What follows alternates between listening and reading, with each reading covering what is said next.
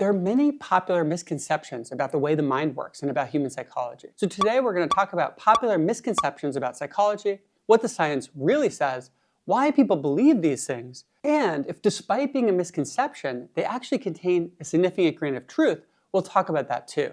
Is willpower like a muscle that gets tired out as you use it? There's a popular theory known as ego depletion that says that self-control draws on a finite resource. So as you exert self-control, for instance, deciding not to eat that cupcake and eat that vegetable instead, it's drawing on this finite resource, which means you have less available later on. So later on, if you're trying to decide between reading this intellectual book or simply doom scrolling, you're likely to go with doom scrolling because you're out of this finite resource of self-control. So why do people believe in this?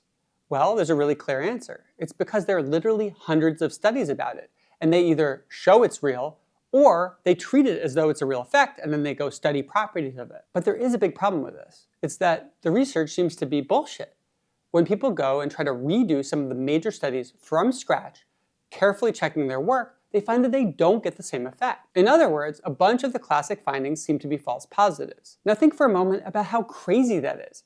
Hundreds of scientific studies seem to either find an effect or study that effect, and yet the effect doesn't seem to exist at all. To understand how this could possibly be the case, we have to understand the replication crisis in social science. Studies more than 15 years ago were very commonly run using not very robust methods. So people would get statistical significance, but the study wouldn't hold up if someone were to replicate it. And replication was very rare, so it was very easy to get away with this for a long time. Thankfully, progress has been made, methods have improved, the field is not yet where it needs to be, but it is making significant gains towards doing more robust research. We have a project called Transparent Replications, where we replicate new papers in top psychology journals to see if they actually hold up to scrutiny. This allows us to see where's the field right now and to give recommendations for how to make it better. But does this mean that ego depletion actually maps onto nothing at all? Well, I'm not so sure. It sounds a lot like normal fatigue, boredom, or frustration that many people are used to when they have to exert willpower or make many decisions in a row. I think that often people have an experience when planning a wedding that by the 400th decision where they're deciding about napkins or whatever, they're just phoning it in, they're so bored or tired or frustrated that they actually don't do a good job with decision making at that point. But that doesn't mean that ego depletion theory is correct or really adding much to the story. We do get fatigued the more we do things, but we don't need a fancy theory to tell us that. You've probably heard of the idea of learning styles. The concept that some people are auditory learners, some visual learners, some kinesthetic learners. You may even have had teachers that try to integrate this into the classroom when growing up. But why do people believe this is true? Well, I think on the one hand, they have personal experience. They think, well, for me, it's easier to learn visually, so I'm a visual learner. On the other hand, I think there's a conception that there's a lot of scientific evidence about this, that this is something that's been proven. Ironically, the opposite is true. There's a lack of experiments demonstrating that you can actually get people to learn better by matching the content to their learning style. And interestingly enough, for most people, we know that the visual part of the brain actually is better at remembering things than other types of processing. For example, we can see this with professional memorizers, where they'll leverage the visual part of the brain by assigning interesting and bizarre visualizations to things. By leveraging our visual memory, we often can remember things better. There may also be an element of what we like learning, because the things we learn kinesthetically through body movement tend to be different sorts of things than the things we learn visually or auditorily. That means if someone says they're a kinesthetic learner, maybe it just means that they gravitate and enjoy and are good at the sorts of things you learn with your body. So does this mean that we've proven learning styles don't exist? Well, science can often struggle to prove a negative.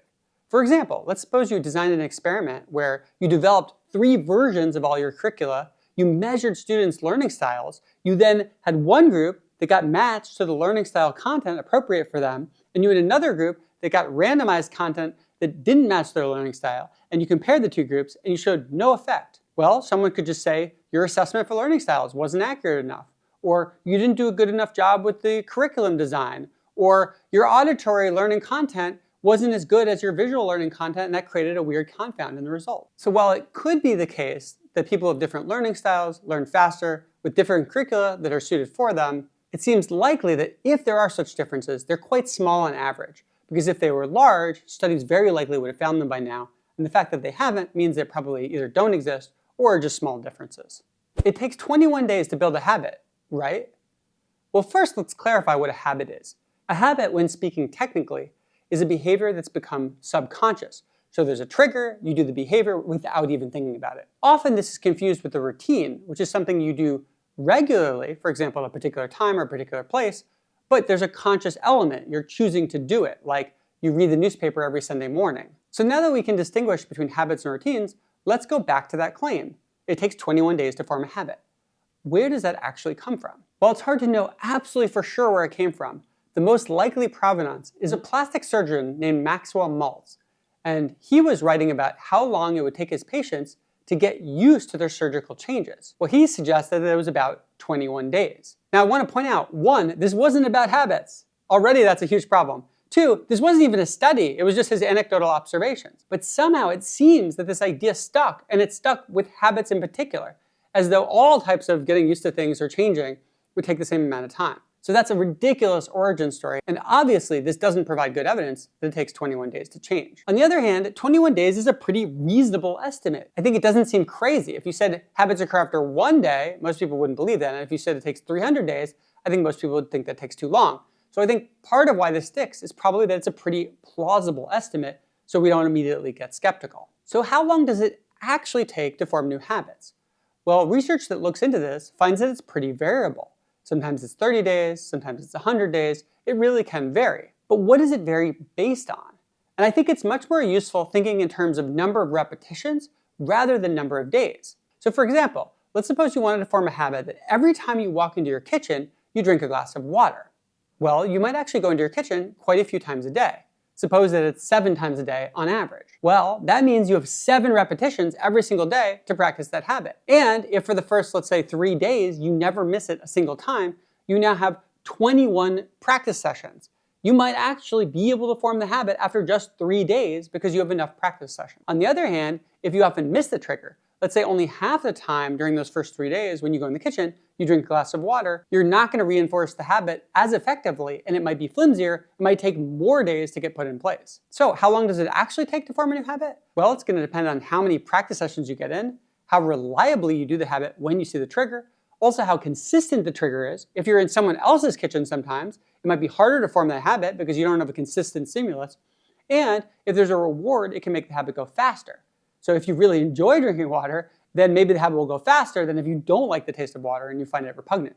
Let's talk about multitasking. You probably have heard the claim that multitasking makes people more efficient, but you might have heard the contrary claim that actually multitasking is impossible. On the one hand, almost everyone has had some experience of successful multitasking. Maybe you were working out while listening to your favorite podcast, and that worked totally fine. On the other hand, there are some very interesting scientific studies that show that some types of multitasking simply don't work. If you were trying to listen to an audiobook and understand it while holding a conversation on a separate topic, it's nearly impossible. So what's going on here? Well, certain types of tasks actually can be paired together. You can multitask them. Other types of tasks you can't do this for though. So what's the difference? Well, usually when we can multitask successfully, it's because we can push one of the tasks into the subconscious. In fact, this is a critical concept in skill development for many skills. For example, if you've been driving for many years, there's a pretty good chance that most of your driving is actually subconscious. So you might be able to listen to a podcast at the same time and do so successfully. Now that could degrade your performance if you suddenly have to make a conscious decision while driving. If you get into a tricky situation and you have to decide what to do, the fact that you're listening to a podcast might actually slow that down. But as long as you're doing driving that stays in the subconscious realm, you're going to be able to do something else at the same time. You've probably heard the claim that power posing, maybe postures like this or this that make you look powerful, could actually change your behavior for the better. Now, the reason people believe this is actually really clear. It's because one of the most popular TED Talks of all time claimed that power posing works. And the video was actually based on a study that the author conducted. Unfortunately, as people dug into the research, they saw that it was seriously methodologically flawed. And others who tried to replicate it had trouble replicating some of the findings, like changes in cortisol levels or changes in risk-taking behavior. But as we were digging into the research on this, we noticed something really interesting. While it's true that the replications didn't tend to find those other effects, like risk-taking, they did sometimes report increased feelings of power. In other words, participants felt an increase in power or a rise in mood after doing power posing. It didn't always occur in the studies, but it sometimes did. This got us wondering, could the effect actually be real, but just really small? So we actually ran what at the time was the largest ever study on power posing. We randomized people, so some did power poses, some did neutral positions, and some did low power positions. And we looked at their feelings of power and their mood before and after. So what did we find? Well, we found that power posing did increase people's sense of perceived power and how good they felt at the time. That being said, the effects are very small. So whereas in the original claims, it seemed that this would be life-changing, in reality, it's a pretty mild effect. But if you just want to feel a little more powerful, for example, before going on stage, or you just want to give yourself a quick mood boost, you could try a power pose and see if it works for you. It takes 10,000 hours of practice to become a world-class expert. Or does it? Why do people believe this? Here we actually have a really clear story. It's from Malcolm Gladwell's phenomenally popular book, Outliers, where he summarized the research of Anders Ericsson about how it takes 10,000 hours of deliberate practice to become a world-class expert at complex skills, like playing music. But there's a problem here. Anders Ericsson himself denies this is an accurate characterization of his own research. The reality is it's cherry-picking and oversimplifying. For instance, if Gladwell had looked into international pianists, he might have found that it takes more like 20,000 hours for them to start winning international competitions that typically occur around the age of 30. The amount of practice we need actually varies based on the complexity of the skill and also how competitive the field is. If it's a field where there aren't that many competitors, it may take less practice.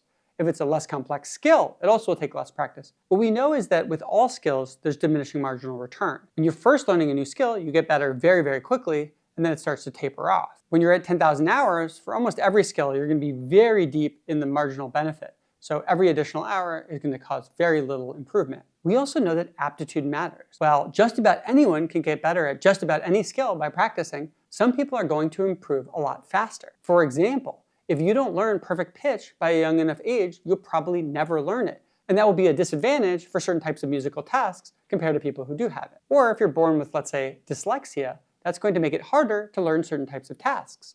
Yes, you can work around it, but you're going to be at a disadvantage and it may take you more hours to get to the same level because of that disadvantage. There's some interesting research in the sports domain that tells us about deliberate practice and performance. They find that there's a 0.43 correlation between how many hours people do deliberate practice and how good they are at their sports. So that's not nothing, that's substantial, but it leaves a lot of variability unexplained by deliberate practice. Even more intriguingly, they find that in the most elite athletes, there's almost no correlation between deliberate practice and their ability. This makes sense because there's diminishing returns to practicing. At the very elite levels, other things besides number of hours practiced might matter more, like how exactly they practice, what techniques they use, and so on. Why do so many psychological misconceptions exist in the first place? I think sometimes it stems from our own intuitions. We feel that something works a certain way, and then we tend to believe it, even though it might not actually be right. Think about this compared to physics. We have an intuitive sense of how physics works, but experiments sometimes show that that's not the way things really work. When you get into really big things, for example, or really small things, we find that physics violates our intuitions. But another big reason why we have a lot of psychological misconceptions is that sometimes people put these ideas out there that are false, but they get a lot of attention for them. If they get millions of eyeballs, the idea spreads, even if it's not true. And in fact, sometimes it not being true helps it spreads because it's a nice, simple, and exciting story about what is truly a complex and nuanced topic. If you're interested in psychological misconceptions, check out our Transparent Replications project, where we go replicate new papers coming out in top psychology journals, and we say, are they actually true? And if not, what went wrong in the research? And one more thing, I've curated my top 10 clearer thinking tools for YouTube viewers like yourself. They're free to use, and you can find them in the link in the description below. They cover content that we don't cover here on our YouTube channel. If you found this video interesting, I'd really appreciate it if you subscribe to this channel. We have so much more content about how psychology works.